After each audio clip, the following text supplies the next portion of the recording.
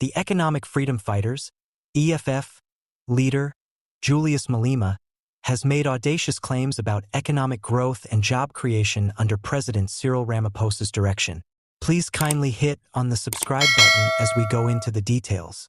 Under Ramaphosa's presidency, Malema contested the idea of new industries opening, claiming that none existed and implying that if they did, they would hire foreign labor.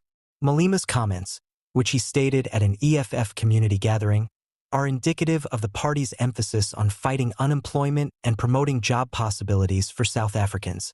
Malema hopes to mobilize support for the EFF's program of economic change and job creation by challenging the absence of concrete proof of new factories launching. Malema's address is accompanied by the hashtag EFF community meetings, which highlights the party's continued attempts to interact with communities and mobilize support for its programs and goals. The focus on community involvement highlights the EFF's dedication to organizing and grassroots advocacy. Malema's remarks are likely to start a conversation and encourage more thinking about how South Africa's economy is doing, especially in terms of job creation and prospects for the local populace. Such conversations are essential in forming public opinion and affecting voter mood as the nation nears the next election cycle. In conclusion, Julius Malema's comments at an EFF community gathering expose the party's position on job creation and economic empowerment for South Africans, challenging the narrative of economic development under President Ramaphosa's direction. The EFF's dedication to interacting with communities highlights its continuous endeavors to gather backing and promote reform. In the 2 weeks before the national elections, Mbuyiseni Ndlozi, an MP for the Economic Freedom Fighters, EFF, and a contender for Gauteng Premier, has once again criticized Panyaza Lesufi and the African National Congress, ANC, for his employment policies. In a negative social media post, Ndlozi criticized Lesufi's employment programs, claiming that they are only band-aid solutions that would go as soon as the elections are done. Panyaza's scheme is ephemeral, much like the food hampers that appear during election seasons and then go. After the election, jobs like that won't exist. There has been no fraud. In his article, Ndlozi highlighted his skepticism over the ANC's ambitions to create jobs. Ndlozi speaks at a critical juncture during a contentious political environment before the May 29th elections.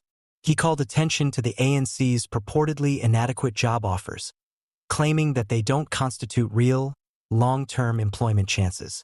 Our generation has the capacity to stay involved in politics even after using SAFAs. Why?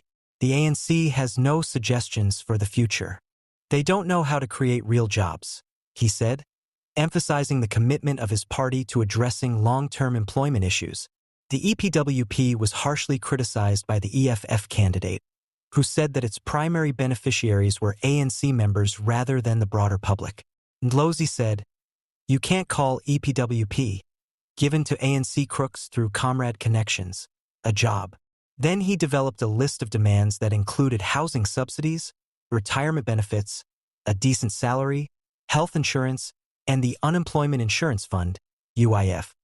Policies that provide workers with security and long-term benefits are necessary. And Ndlozi's remarks indicate that the ANC's approach to job creation is not well received overall. His call for real work is consistent with the EFF's electoral program, which aims to address South Africa's systemic and underemployment. As the election day approaches, the conversation over economic policy and job creation is certain to intensify. In order to capitalize on popular dissatisfaction over what they perceive to be an absence of advancement under ANC leadership, the EFF used critiques to position itself as the party of genuine change and long-term economic planning. Panyaza Lesufi, the ANC delegate, is now expected to uphold the party's record and deliver a compelling strategy for sustained job expansion. This election season's high stakes and venomous language are well captured in the debate between Lesufi and Ndlozi. Voters in South Africa will be asked to choose the political party they think would best address the dire economic issues facing their nation next week. The outcome will have significant ramifications, impacting not just Gauteng's but also the nation's future economic goals and strategies.